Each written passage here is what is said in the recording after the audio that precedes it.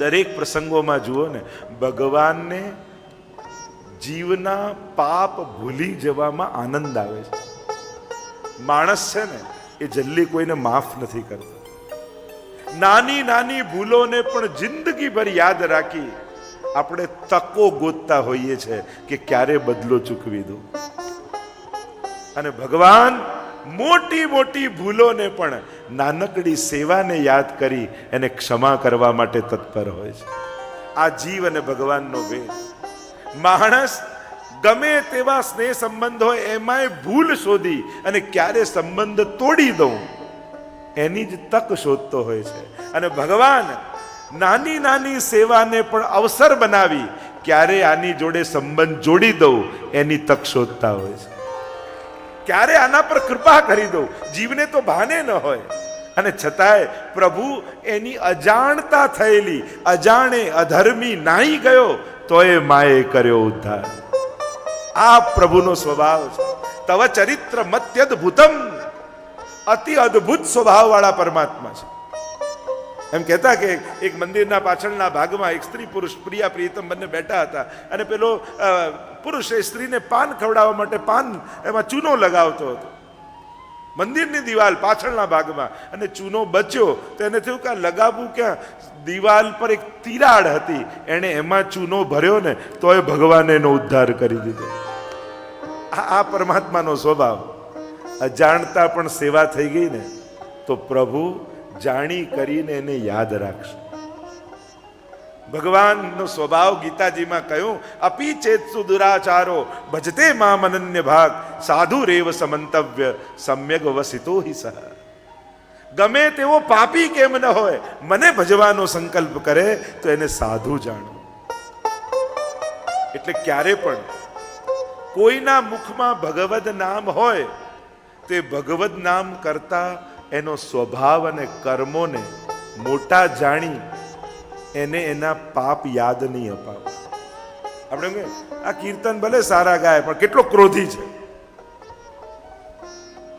આ ભલે પાઠ આ સેવા ભલે સારી કરતો બહુ કંજૂસ છે.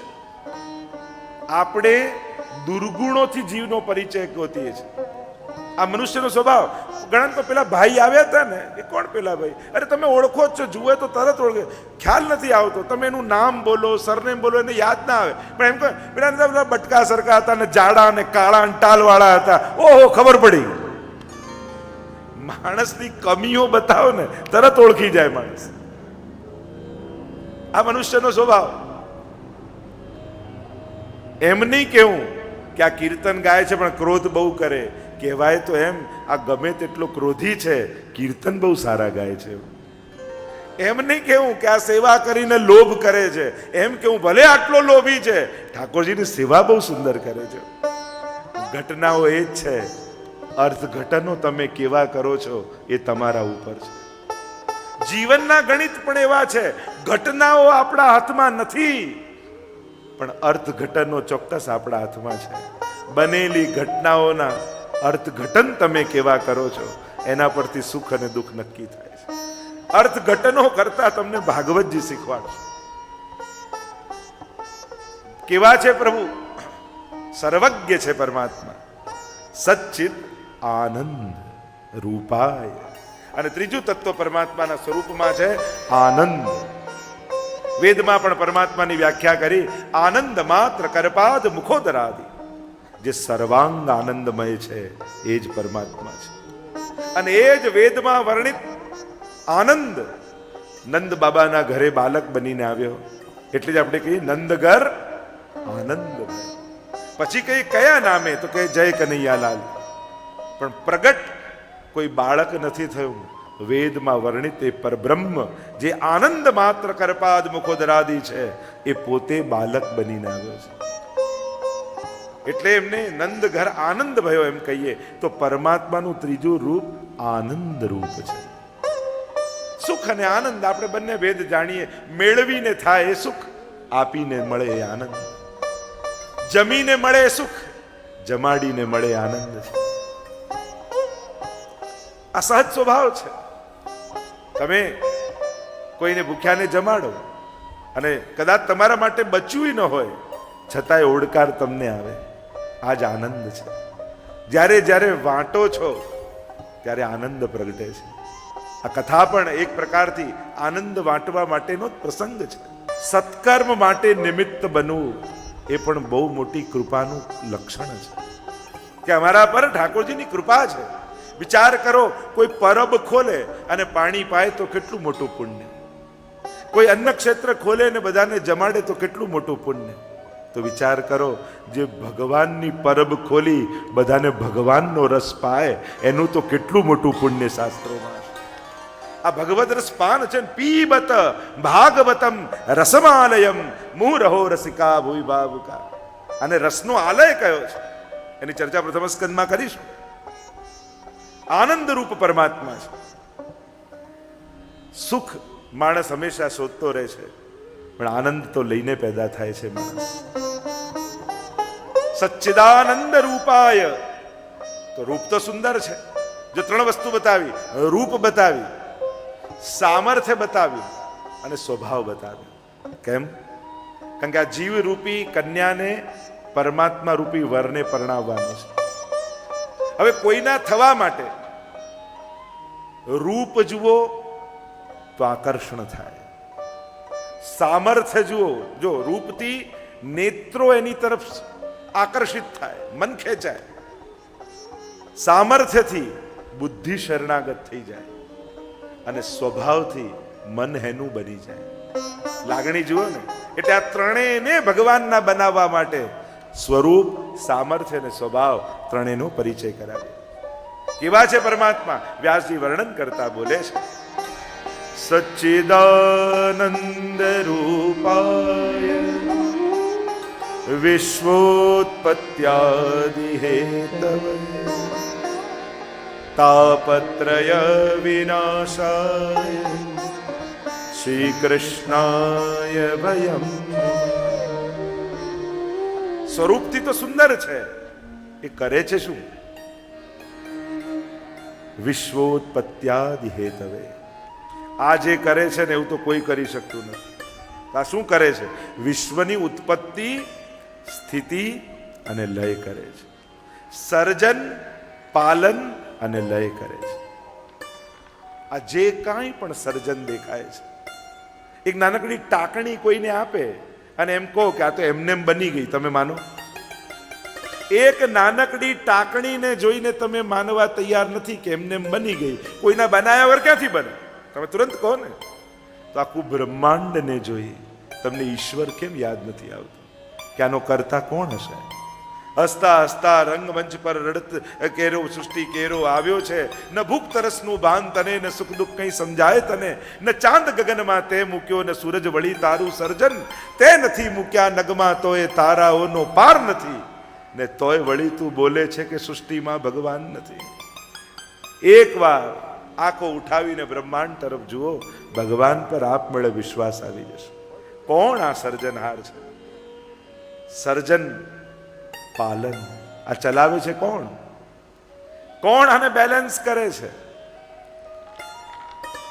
અને ભગવાન હંમેશા ઉત્તમ રીતે ચલાવે. માણસ જ્યારે પોતાના હાથમાં લગામ લે ત્યારે બગડે બધું. કોરોનામાં 2 વર્ષ ઘરે રહ્યા, કુદરત આપમેળે સ્વચ્છ થઈ ગઈ કે નહીં?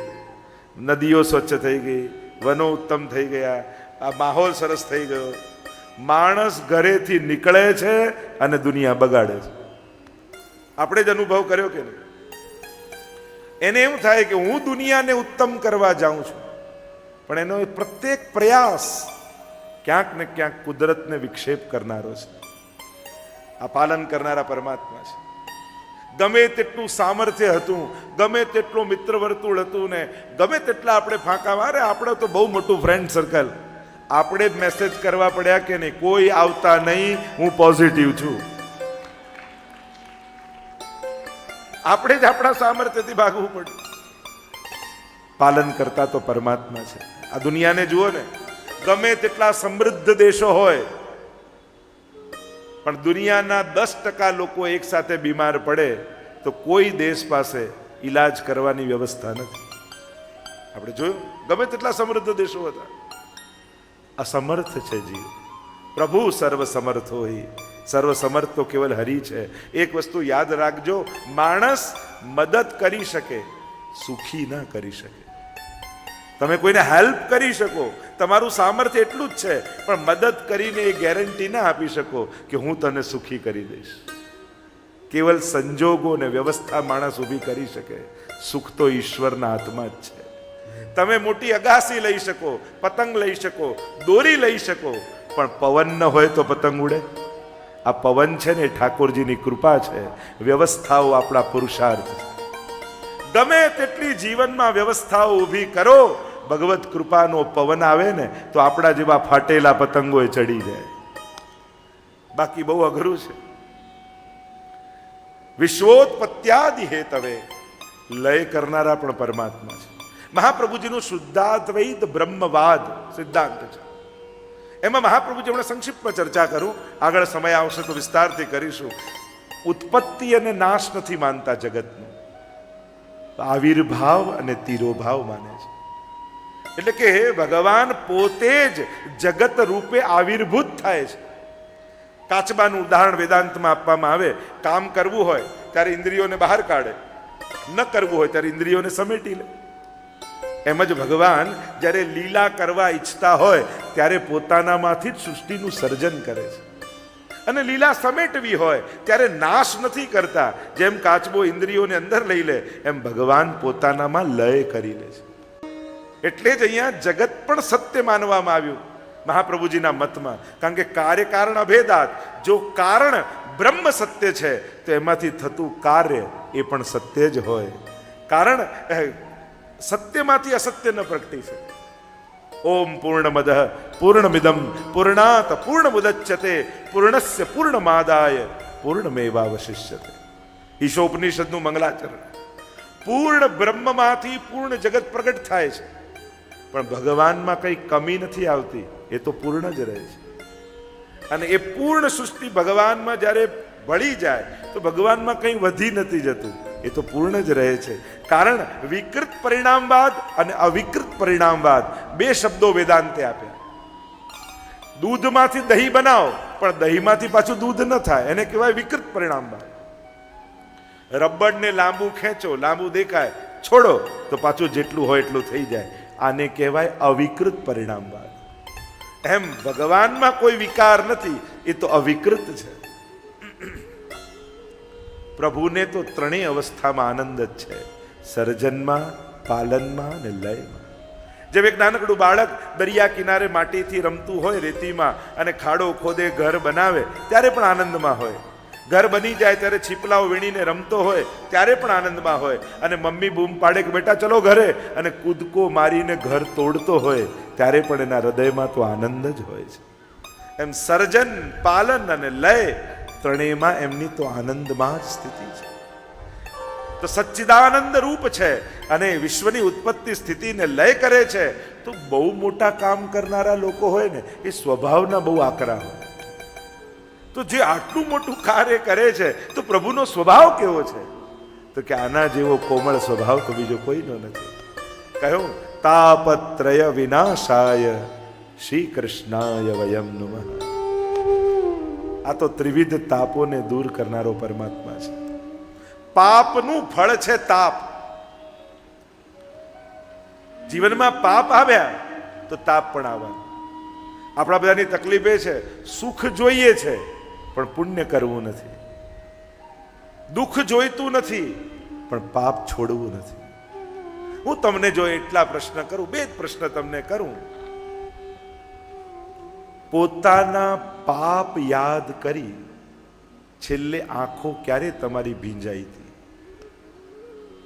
ક્યારે એક ક્ષણ કે જીવનમાં આપણે કરેલી ભૂલો ને પાપોને યાદ કરી આંખો ભીંજાઈ હોય? આ પસ્તાવો વિપુલ ઝરણું સ્વર્ગથી ઉતર્યું છે, પાપી એમાં ડૂબકી દઈ પુણ્યશાળી બન્યો છે. યા બીજો પ્રશ્ન કરો. પ્રભુને યાદ કરતા કરતા પથારીમાં સૂતા હો ને હૃદયમાં તાપ થાય કે પ્રભુ આટલા વર્ષોથી આપની સેવા કરું છું, ભોગ ધરું છું, જારી ભરું છું, હું તો જે કરું આપ સ્વીકારી લો, પણ હવે પ્રભુ આપનો અનુભવ ક્યારે કરાવશો? ક્યારે આપ માંગો અને હું સિદ્ધ કરું. અને એ યાદ કરતા કરતા આંખમાંથી જળ નીકળ્યું હોય ને તકિયો ભીનો થયો હોય, એ છેલ્લી ક્ષણ ક્યારે?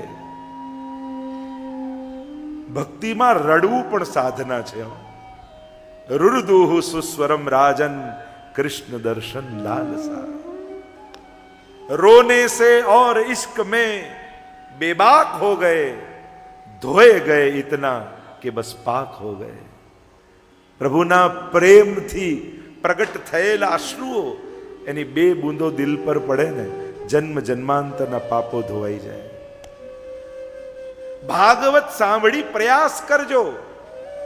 અત્યાર સુધી બૂમો પાડતા રહ્યા, હવે તો નાક સુધી પાણી આવી ગયું છે. હવે તો કંટાળ્યા સંસારમાં. નાક સુધી પાણી આવે તો ગુંગળાઈ જશો, પણ આંખ સુધી પાણી આવી જશે તો તરી જશો આ સંસારમાંથી. ભગવાનને યાદ કરી જ્યારે આંખમાં પાણી આવી જશે ને, તો સહજમાં ભવપાર ઉતરી જશે. પ્રભુ કેવા છે? તાપત્રય વિનાશાય, ત્રિવિધ તાપોને હરી લેનાર.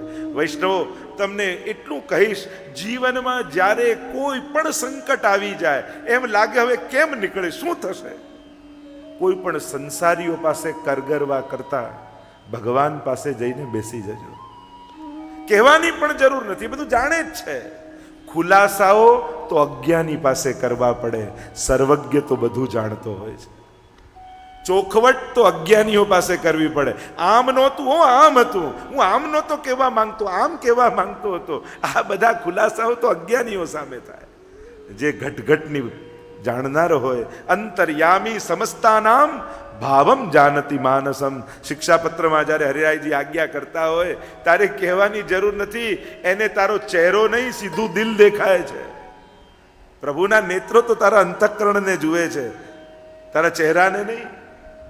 અને એ જાણે જ છે, એને બહુ કહેવાની જરૂર નથી. બસ એની પાસે જઈને બેસી જજો, સમાધાન આપમેળે નીકળવા લાગશે. કુદરત પોતાના નિયમો બદલીને પણ તમને સંકટોમાંથી તારી દેશે.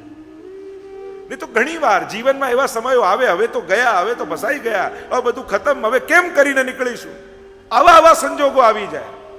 હું તો કહું, કદાચ ગ્રંથ ન વાંચો, તમારું જીવન વાંચો ને, તોય તમને ભગવાન પર શ્રદ્ધા આવી જશે. કેવા કેવા સંજોગો આવેલા, પણ બધેથી ઠાકોરજીએ કાઢ્યા ને, બધેથી ઉગાર્યા ને, તો આજ સુધી જે બચાવતો આવ્યો એ આગળ તમારી રક્ષા નહીં કરે. કેમ આવો અવિશ્વાસ ભગવાન પર? સંસાર હંમેશા ભરોસો તોડે છે, છતાંય ઉઠતો જ નથી સંસાર પરથી ભરોસો. અને ભગવાન હંમેશા ભરોસો રાખે છે, છતાંય ભગવાન પર ભરોસો બેસતો જ નથી. કારણ કે આપણને તો એમ થાય કે જે મદદ કરે એ આવીને 4 વાર સંભળાવે તો ખરું જ ને. આ તો હું હતો એટલે બચાવી લીધું, આ તો મેં સેટ કરી દીધો, આ તો મેં ગોઠવી દીધું. અરે ભૂલી જાય, તને કોણે ગોઠવ્યો? આપણું કરનારો કોણ હતો? ક્યાંક ને ક્યાંક એ પરમાત્મા બધાનું કરનારો છે. તાપત્રય વિનાશાય, તો એ છે કોણ? જે સચ્ચિદાનંદ રૂપ છે, વિશ્વની ઉત્પત્તિ સ્થિતિને લય કરે છે, જે ત્રિવિધ તાપોને હરે છે. કોણ પરમાત્મા છે? તો કહ્યું શ્રી કૃષ્ણાય વયમ નુમઃ. નુમ ધાતુ, નુમ પ્રશંસે અર્થે. અહીંયા નમઃ નથી, નુમઃ છે. પ્રશંસાના અમે સ્તુતિ કરીએ છીએ પ્રભુની, એક અર્થ કર્યો. અમે વંદન પણ કરીએ છીએ. વૈષ્ણવો, આ વાત મારી હંમેશા લખી રાખજો, જેને પગે લાગવા જેવું છે એને નહીં લાગો, તો ન લાગવા જેવા લોકોના રોજ પગે પડવું પડશે. અને એટલા માટે જેને પડવા જેવું છે ને, એના પગે પડો રોજ. પ્રણામો દુઃખ સમનસ્તમ નમામિ હરિમ પરમ. ભાગવતજીનો વિરામ જ આપ્યો. પ્રણામ કરવા માત્રથી જે સમસ્ત દુઃખોને હરી લે છે એવા ભગવાનને અમે વંદન કરીએ છીએ. કારણ કે વંદન પણ એક ભક્તિ છે, નવદા ભક્તિમાં. એને સાધારણ ન માનતા. તમારે તમારા જીવનમાં ચમત્કાર જોવો હોય ને, 1 મહિના સુધી રોજ ઠાકોરજીને દંડવત કરો. નવધા ભક્તિમાં વંદન પણ ભક્તિ છે, અને વંદનનું બહુ મોટું મહાત્મ્ય બતાવવામાં આવ્યું છે. સાધારણ નથી. ઘણીવાર દેખાતી નાની નાની ઘટનાઓ પણ જીવનમાં બહુ મોટા ચમત્કારના કારણ બની જતી હોય છે. આપણે લાગે એક માળાથી શું થાય, આપણે લાગે એક યમનાષ્ટક કરવાથી શું થશે, આપણે લાગે એકવાર દર્શન કરવાના નિયમથી થશે શું. તને ખબર નથી. તારી આ નાનકડી ક્રિયા તારી લૌકિક આંખે નાની દેખાય છે, પણ ભગવાનની આંખે એ બહુ મોટી ઘટના છે. આપણને જે નાનું કર્મ લાગે છે, કારણ કે આપણને છે ને નામના સંખ્યાબળની મહાત્મ્ય ખબર છે. લાખ વાર જાપ કર્યો, 11 માળા કરી, 5 માળા કરી, આપણે સંખ્યાબળના મહાત્મ્યને જાણીએ છીએ, પણ નામના મહાત્મ્યને નથી જાણતા. ઉદ્ધાર માટે તો એક વાર પ્રેમથી પુકારેલું નામ પણ કાફી છે. ગજેન્દ્ર જ્યારે પુકાર કરે, હે હરી, અને હ બોલે ત્યાં તો ગરુડ ઉપર, અને રી બોલે ત્યાં તો ગ્રહનો ઉદ્ધાર. આવી ઉતાવળ પરમાત્માને. એક નામ કાફી છે. તો કે જો એક જ નામ કાફી હોય તો આખો દિવસ કેમ જપવાનું? તો કે નામ તો એક જ કાફી છે, પણ એ ભગવાન ક્યારે સાંભળે છે એ આપણને ખબર નથી, એટલે આખો દિવસ જપતા રહેવા. કારણ કે એ કઈ ઘડીએ સાંભળે આપણને થોડી ખબર છે, કઈ ક્ષણે એના કાન આપણી તરફ છે આપણે નથી જાણતા. બાકી એક નામ. તમારે બેંકમાંથી લાખ રૂપિયા ઉપાડવા હોય, 10,000 ઉપાડવા હોય, 1000 ઉપાડવા હોય, તો 10,000 માટે ચેકમાં 10,000 વાર સાઈન કરવી પડે, 1000 માટે 1000 વાર સાઈન કરવી પડે. એક જ સાઈન કાફી હોય, એનાથી જ લાખ ઉપડી જાય. એમ જ ભગવત કૃપાનો ખજાનો ખોલવા માટે એક વારનું નામ પણ કાફી છે. જ્યારે પ્રેમથી પુકારો છો ત્યારે પરમાત્મા દોડતો આવી જાય. નામ મહિમા, નામનું મહાત્મ્ય જાણો વૈષ્ણવ. તે કોણ પરમાત્મા છે? કહ્યું શ્રી કૃષ્ણાય વયમ નમઃ. એવા શ્રી કૃષ્ણને અમે નમન કરીએ છીએ, અમે સ્તુતિ કરીએ છીએ. કારણ કે નમનથી અધિક જીવ કરી પણ શું શકે? કારણ કે પરમાત્માની પ્રસન્નતા આપણા સામર્થ્યથી પર છે. જીવ પાસે એવું કાંઈ સામર્થ્ય નથી, એવું કોઈ ગુણ નથી કે જેનાથી એ ભગવાનને રાજી કરી શકે. પણ ભગવાનનો સ્વભાવ એવો છે કે તમારી એક નાનકડી ભૂલને જોઈને પણ હસી પડે. એક નાનકડું બાળક માના ખોળામાં હોય, એટલું રડતું હોય એટલે માં સોનાનો ઘૂઘરો વગાડે, ચાંદીનો ઘૂઘરો, છાનો જ ન થાય. એટલામાં કોઈ મહેમાન આવ્યું ને દરવાજાની સાંકળ ખખડાવી, એ સાંભળીને બાળક હસવા લાગ્યું. આ ભગવાનનો સ્વભાવ પણ એવો છે. ક્યારે સેનાથી પ્રસન્ન થઈ જાય કોણ જાણી શકે? અને એટલા માટે એને કરેલા વંદન જીવનમાં જે કામ લાગશે ને, કારણ કે ભગવાનનો સ્વભાવ એવો છે, એ કહ્યા વગર મદદ કરે છે, એ બતાવ્યા વગર આપે છે.